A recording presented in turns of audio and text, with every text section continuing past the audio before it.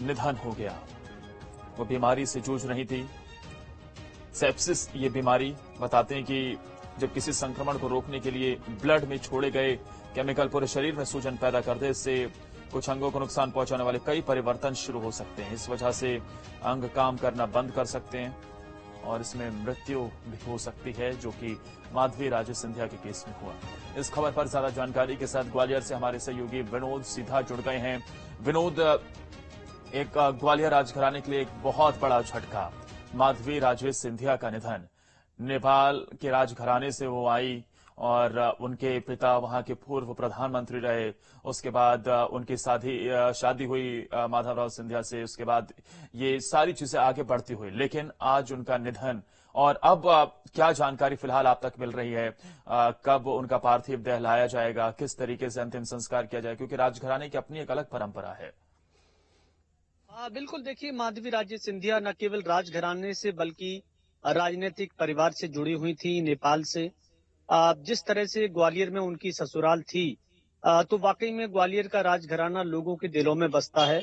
यहाँ माधवराव सिंधिया के समय की बात करें या राजमाता विजय राजे सिंधिया के समय की बात करें, जब भी इस तरह की कोई दुखद सूचनाएं लोगों तक पहुंची, तो बड़ी संख्या में न केवल ग्वालियर बल्कि मध्य प्रदेश और देश के अलग अलग राज्यों से, अलग अलग शहरों से, विदेशों तक के लोग यहाँ पर श्रद्धा सुमन अर्पित करने पहुंचे।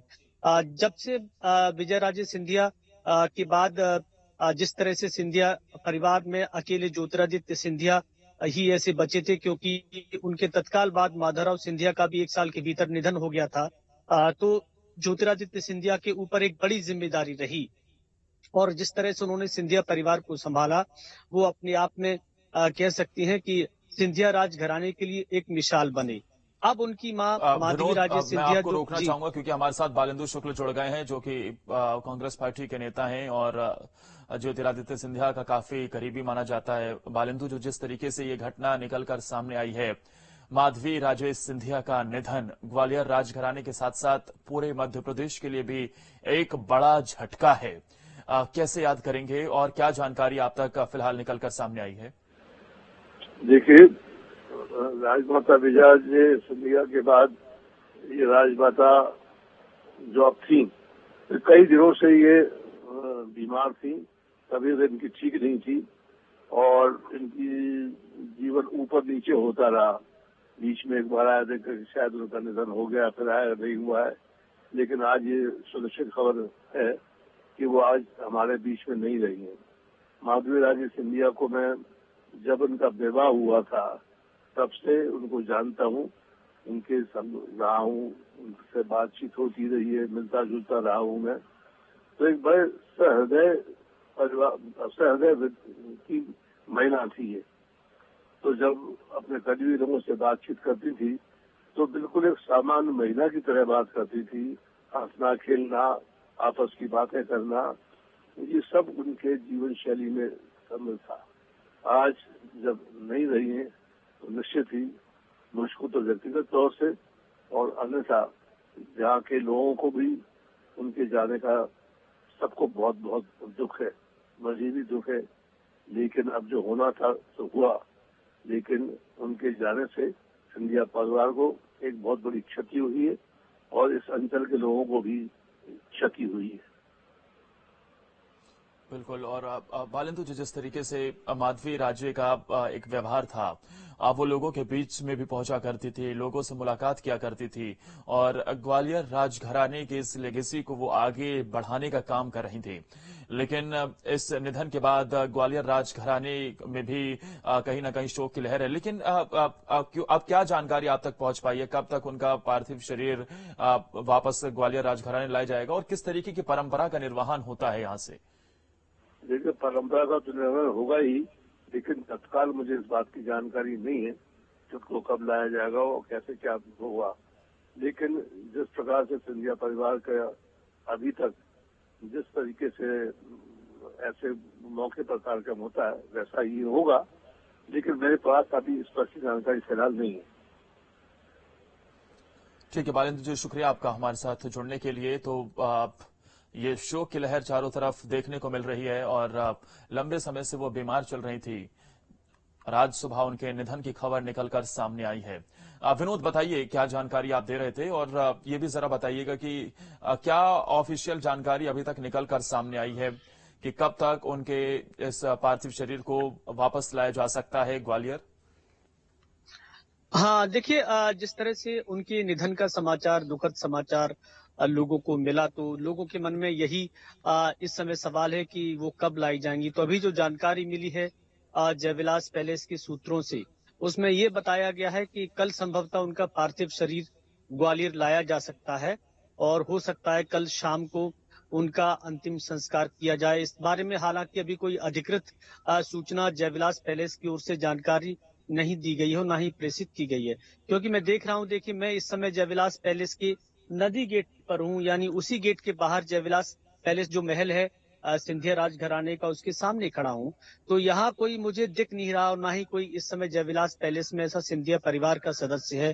क्योंकि जैसे ही सूचना मिली सभी लोग दिल्ली की ओर रवाना हो गए, और उसके बाद कब ये सूचना जारी होती है कि उनका पार्थिव शरीर कब लाया जाएगा, कब अंतिम संस्कार किया जाएगा, इसके लिए थोड़ा सा इंतजार अभी और करना होगा। क्योंकि जो राजघराने की परंपराएं हैं, उनका इसमें विशेष तौर से निर्वहन किया जाता है।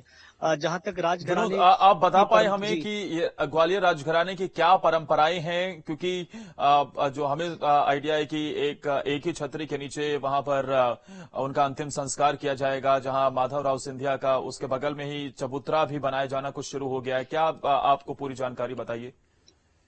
देखिए बिल्कुल मैं बताऊं कि जयविलास पैलेस से ही तकरीबन 1 किलोमीटर की दूरी पर एक सिंधिया राजघराने की छतरी है, जहां जीवाजी राव सिंधिया से लेकर राजमाता विजयराजे सिंधिया और फिर माधवराव सिंधिया की समाधियां, जिनको छतरी कहते हैं, वो वहां पर बनी हुई हैं। उनका अंतिम संस्कार वहीं किया जाता है, और संभवतः माधवी राजे सिंधिया का भी अंतिम संस्कार वहीं किया जाएगा। क्योंकि ये पूरा जो छतरी का प्रांगण है, वो सिंधिया परिवार का ही है, और वहाँ सभी जितने भी सिंधिया परिवार के पूर्वज हाँ। हैं, सदस्य रहे हैं, उन सभी की छतरियां वहां पर विनोद, मैं बनी हुई आपको हैं। रोकना चाहूंगा। हमारे साथ विवेक जी जुड़ गए हैं, सांसद हैं। विवेक जी, जिस तरीके से खबर निकलकर सामने आई है, आप तक क्या जानकारी मिल पा रही है? और माधवी राजे सिंधिया नेपाल के राजघराने से वो भारत आई, भारत की बहू बनी, ग्वालियर राजघराने से उनका रिश्ता जुड़ा, और उसके बाद जो ग्वालियर राजघराने की लेगेसी थी उसे वो लगातार आगे बढ़ाने का काम कर रही थी। कैसे आप उन्हें याद करेंगे? और एक बहुत बड़ा झटका आज ग्वालियर के लिए, पूरे मध्य प्रदेश के लिए। क्योंकि हम सब लोग ये समाचार सुनकर स्तब्ध रह गए, और उनका योगदान सिंधिया राज परिवार को आगे बढ़ाने में स्वर्गीय माधवराव सिंधिया जी हों, चाहे फिर उनके पुत्र श्री ज्योतिराज सिंधिया जी हों, वास्तव में मैं अगर ये कहूँ कि उनका बहुत बड़ा हाथ इन दोनों हमारे नेताओं के पीछे था, और यही कारण है कि आज सिंधिया परिवार राजनीति में और समाज सेवा में जो आगे है, अग्रणी है, उसका बहुत सारा श्रेय मैं उनको देना चाहता हूँ। हम सब ने उनको खोकर एक बहुत बड़ी क्षति हम लोगों की हुई है, सारे ग्वालियर वासी हुई है, और मैं प्रभु से प्रार्थना करता हूँ कि उनकी आत्मा को शांति दें और अपने चरणों में स्थान दें। विवेक जी, क्या अब तक कोई वहां से जानकारी मिल पाई हो कि अब कब तक माधवी राजे सिंधिया का पार्थिव शरीर लाया जाएगा ग्वालियर वापस? मुझे जो जानकारी अभी प्राप्त हो रही है, उसके हिसाब से कल दर्शन के लिए उनको यहाँ रखा जाएगा, ऐसा तो समाचार मिल रहे हैं। बाकी अभी जैसे पूरा कार्यक्रम बनेगा, मेरे ख्याल से सब जानकारी सभी मीडिया को और सब लोगों को दे दी जाएगी। ग्वालियर के विकास के लिए इस राजघराने को एक महत्वपूर्ण अंग माना जाता है, और न सिर्फ ग्वालियर बल्कि विवेक जी, हमने देखा कि काशी के जो घाटों के पक्कीकरण की बात हो, या फिर देश भर में कई ऐसे वो रहे जहां पर आध्यात्मिक चीजें, जहां पर इस परिवार का सीधे तौर पर हाथ नजर आया, उसके विकास और उसके जीर्णोद्धार के पीछे माधवी राजे सिंधिया का एक अहम रोल रहा। लेकिन अब वो लंबी बीमारी के चलते 3 महीने से वो एडमिट थी और उनका निधन हो गया। विवेक जी, जी सिंधिया परिवार की ये विशेषता रही है कि भारतीय संस्कृति के पुनरुत्थान के लिए और जितने भी धार्मिक स्थल देश के अंदर है उन सबके विकास में सिंधिया परिवार का बहुत ही महत्वपूर्ण योगदान रहा है। और उसी दृष्टि से मैं आदरणीय स्वर्गीय माधुरी राजे जी को भी देखता हूँ। वास्तव में जो उन्हीं का जो प्रभाव, उन्हीं के जो संस्कार सिंधिया परिवार के लोगों को है, मेरा मानना है यही वास्तव में एक बहुत बड़ी धरोहर सिंधिया परिवार की थी। मैं कहूँ तो शायद गलत नहीं होगा। उनके निधन से एक बहुत बड़ी क्षति हुई है जिसको कभी पूरी नहीं की जा सकती। विवेक जी, आप कोई यादें शेयर करना चाहेंगे, साझा करना चाहेंगे माधवी राजे सिंधिया की कोई मुलाकात की, वो बात जो आपको याद हो? स्वर्गीय माधवराव सिंधिया जी के साथ ही उनसे मुलाकात हुआ करती थी। बाकी इन दिनों तो क्योंकि अभी तो बीमार भी थी काफी दिन समय से और एकदम तो ऐसा मौका नहीं मिला। तो जब भी मैंने उनको देखा है, स्वर्गीय माधवराव सिंधिया जी के साथ देखा है और वो उनकी प्रेरणा थी, कहूँ तो शायद गलत नहीं होगा। जैसे कहा जाता है कि हर पुरुष के पीछे एक महिला का हाथ होता है, मैं ये कहूँ कि उनके सफलता के पीछे और ज्योत्सना दीदी को संस्कार देने के लिए एक बहुत बड़ा हाथ उनका था, ऐसे कहूँ तो शायद गलत नहीं होगा। शुक्रिया विवेक जी आपका हमारे साथ जुड़ने के लिए। तो आप बीजेपी नेता और साथ ही ग्वालियर से सांसद विवेक जी हमारे साथ जुड़े हुए थे। वो जानकारी दे रहे थे कि किस तरीके से कई ऐसे बड़े काम किए गए, खासतौर पर आध्यात्मिक, और कई हमने मंदिर देखे, कई ऐसे लोकेशन जहां का जीर्णोद्धार और उसका पूरा ये कहें कि विकास की दृष्टि से वहां कई बड़े कार्य सिंधिया राजघराने की तरफ से किए गए और ये इतिहास भी रहा है। लेकिन विनोद, मैं आपके पास आता हूं जरा, लेकिन एक कुछ ट्वीट निकलकर सामने आए, वो भी अपने दर्शकों को बता देते हैं। मुख्यमंत्री मोहन यादव की तरफ से ट्वीट किया गया। भारतीय जनता पार्टी के वरिष्ठ नेता और केंद्रीय मंत्री माननीय श्री ज्योतिरादित्य सिंधिया की पूज्य माता जी श्रीमती माधवी राजे सिंधिया जी के निधन का हृदय विदारक समाचार प्राप्त हुआ है। मां जीवन का आधार होती है, इनका जाना जीवन की अपूर्णीय क्षति है।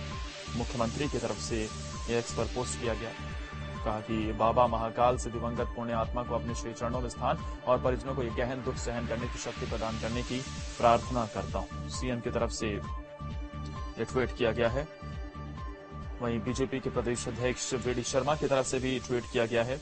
वो लिखते हैं कि वरिष्ठ भाजपा नेता और केंद्रीय मंत्री ज्योतिरादित्य सिंधिया जी की पूज्य माता जी श्रीमती माधवी राजे सिंधिया जी के निधन का समाचार अत्यंत दुखद है। ईश्वर दिवंगत आत्मा को अपने श्री चरणों में स्थान दे और सिंधिया जी और परिवार